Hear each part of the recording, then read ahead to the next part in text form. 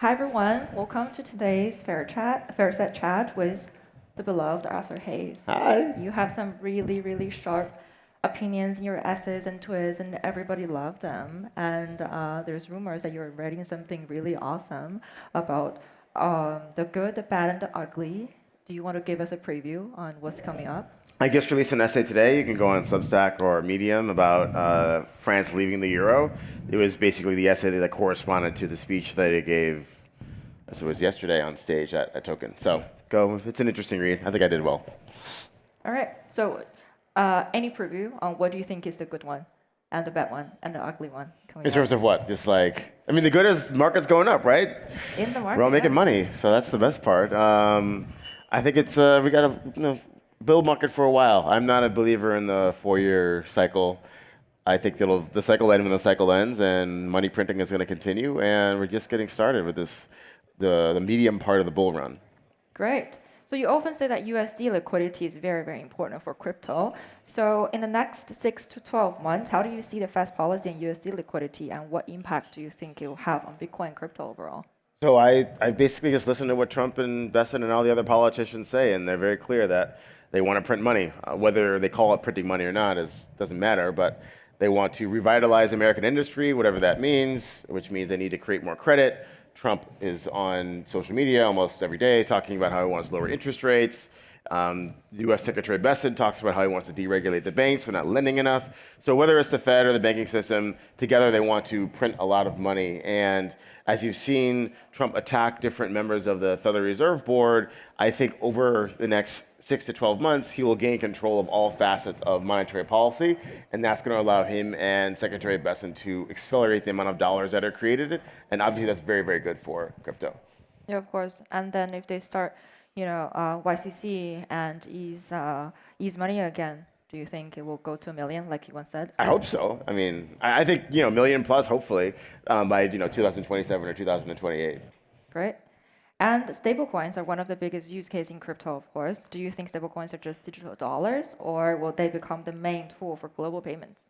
So I don't think that most people want a stablecoin other than one that's pegged to the dollar or a synthetic dollar. I know maybe there's some of you in this room who are investing or starting issuers in different currencies or different markets, but I think, in most banking markets, the local currency transfers are pretty seamless, pretty cheap. The local consumer isn't really searching for that. Why do they use Tether and these other things? Because they want to get a dollar. In the fiat space, they want something with less inflation. They want to be able to buy U.S. debt instruments. They want to be able to trade U.S. stocks, and stablecoins allow them to do that. So that's why you've seen Tether is very popular in places like China and other emerging countries, because essentially they just want a digital dollar, and that's what they provide. So I think the stablecoin industry is going to grow. I think I predicted 10 trillion or some massive number. I think 99% of that will be dollar based, and those are the issuers that are going to earn the above average profits. Right. And Visa, PayPal, they're also testing crypto payments, right? When do you think the mass adoption for that will happen? I have no idea. Corporates are slow. They do things when they do things. Okay. And this year, perp DAX trading volume is massive. What are your takes on that? So perp DEXs are not new. We invented the perpetual swap back in 2016. By sort of 2020, you already had DYDX, was probably the first major perp DEX on the market, and similar sort of narrative. We're going to create permissionless listing. People are going to be able to trade on chain, and it did well. I think it got to something like 30 billion FTV at the top of the market. But the problem with DYDX was that the token holders never made any money. DYDX charged all these fees. They didn't make their way to the token holder. And so, when Hyperliquid comes along, sort of, I guess, really out of the box 18 months ago, with 97% of revenue being used to buy back the token, that sort of galvanized the traders to want to support this protocol, because they made money as they traded more on Hyperliquid, and they did obviously a massive airdrop. And so now that Hyperliquid has proven that if you have a token model that's aligned with revenues, and those revenues are used to buy back the token, and traders will support that, we have the perp DEX wars, right? So every single major centralized exchange now has their horse in the race, and they're going to try to commodify this perpetuals market, and the fees are going to drop to close to zero, if not zero. And we're going to have to see how the competition leads to maybe a change in the business model and how you charge for these things because at some point you have to make money. I don't know when that is. Yeah. Binance still taking 40% of the market share for exchanges. Do you think with the perp DAX boom, it's going to change the game and reshape the industry of exchanges? I think there's always going to be a space for centralized exchanges because certain types of fiduciaries like pension funds, banks, they just won't be allowed. They won't be allowed to trade under the centralized exchange. But for like a retail person who wants to trade with high leverage, whatever type of product they want to trade on from wherever they want to trade, the DEX makes the most sense. And so I think that's why all the major sexes see this as an existential threat to their retail flow business, because if all the retail traders leave and start trading on Hyperliquid, then none of the HFT market makers want to stick around because there's no retail to make money off of. So and then your exchange becomes a ghost town. So that's why they've all sort of embraced this DEX, perp DEX, champion, if you will, and we'll see who survives and who succeeds. Yeah. So it's very important to have all different layers of liquidity in the market, right? I think that's also why there are so many DAT companies. It's just bringing another layer of the liquidity. Well, they just want to earn some fees and have a fat salary. It's very hot this year. It's like raising so much money, and we see probably like 10 pitch deck every week. Yeah, because the bankers, I was at a dinner and someone told me that Cantor Fitzgerald made $160 million last month in fees from DATs. And all it is like ATMs and different types of offerings, like simple shit, right? Not that difficult. So obviously these banks will give a fuck about what they sell as long as they make a fee doing it. So they're gonna flood everyone's inbox who's got money. Hey, you want to do a pipe or whatever? Want to do a convert, whatever? And they just want to make fees. Yeah, I heard from Solana's Foundation they have 17 of them coming up pipeline. And most of them are gonna be pieces of shit. So whatever.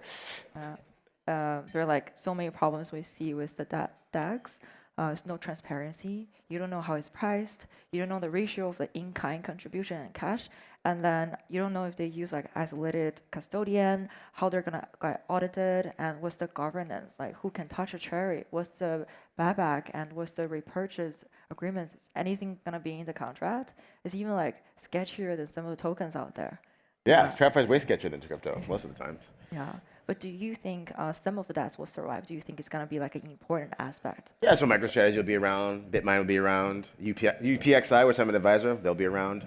Got to shill. But yeah, there'll be a winner in each sort of token category, and everyone else will be dog shit and go to zero. Well, not go to zero, but they'll have no trading volume. They'll trade at a massive discount to MNAV, and then there'll be some interesting opportunities to either buy them in the secondary and force the board to sell the asset, or we will be mergers. So it'll be all sorts of fun and games in the trading space. Yeah. Do you think that's for like smaller coins, altcoins make sense? Do you think they will survive? Probably not. It's just hard to do all the follow-on offerings and get to a big enough size where you get included to indices and stuff. What do you think is prediction? What do you think is going to be the biggest risk factor that cause the whole that bubble just bust? Well, I think the biggest risk factor is successive issuers will have to reach out on the risk curve and the types of offerings. They'll have to put more leverage, more covenants in the securities that they offer, which will put discrete dates in which if the token is below this price, then something happens. And obviously the market's going to force you to make that decision. And you'll see a lot of sort of binary outcomes where people get liquidated and all these corporate structures are unwound, which will make for interesting opportunities in the trading space. But at that point, then the retail will be like, why do I own these things? Yeah. So speaking of risk management, it's very important. I think it's the core, right? That defines finance. What are some of the risk management tools or risk hedging that you use at your fund? So the biggest risk management is I never have a position large enough where I give a fuck what the price is when I go to bed. So I use that as a heuristic, and go from there. And most of our fund is Bitcoin and ETH, so is what it is. Cost base is very low, and then for early stage deals, I don't actually get involved in looking at any of the deals, but my directive to Akshat, who runs the book, is price is what you pay, value is what you get. We have very strict upper limits on what we'll pay for a deal, and we don't care. It doesn't matter how well we think the project will do. If it isn't in our strike zone in terms of price, we won't invest. We'll just wait for the secondary market, and we'll trade it then. Right. Very good.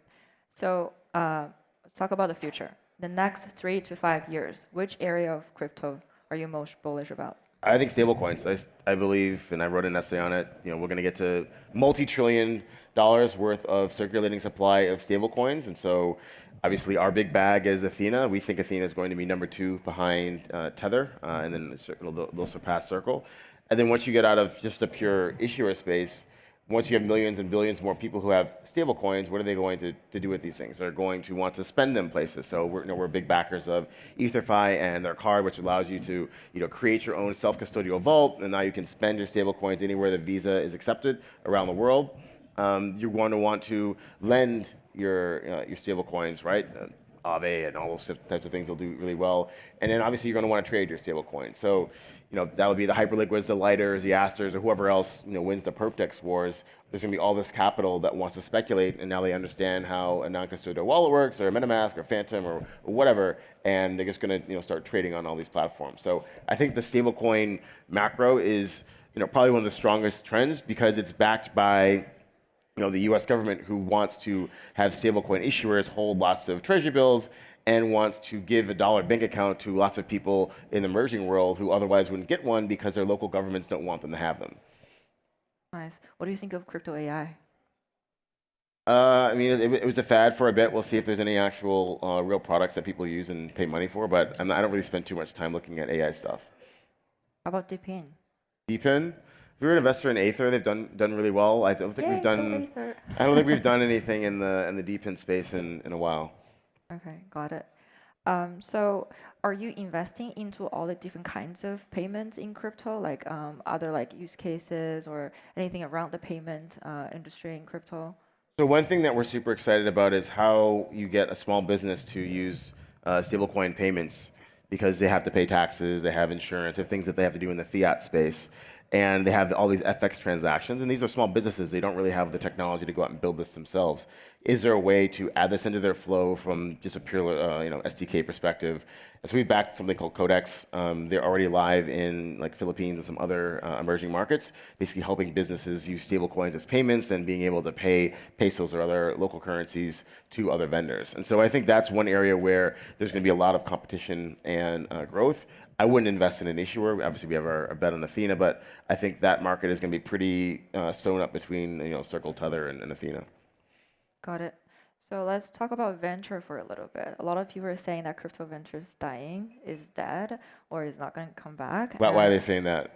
Oh, there are a lot of you saying that, and also some data, right? Like the past Q2 is like in 4 years in a run, it's the lowest number of projects actually raised successfully from VCs, and also lowest amount of money actually being deployed into VC projects. What do you think? I mean, most VCs lose money. I mean, not lose money. They underperform whatever the benchmark asset is. So, like, if you invest in a VC fund, did your VC fund outperform Bitcoin or ETH or one of these major crypto assets? Probably not, especially after fees. The VC model is not really suited for token investing because if they raise a lot of money, then it's really hard to deploy to all the exciting projects because they don't want to take a $50 million slug from some brand name VC firm. So it's very difficult to deploy a lot of capital.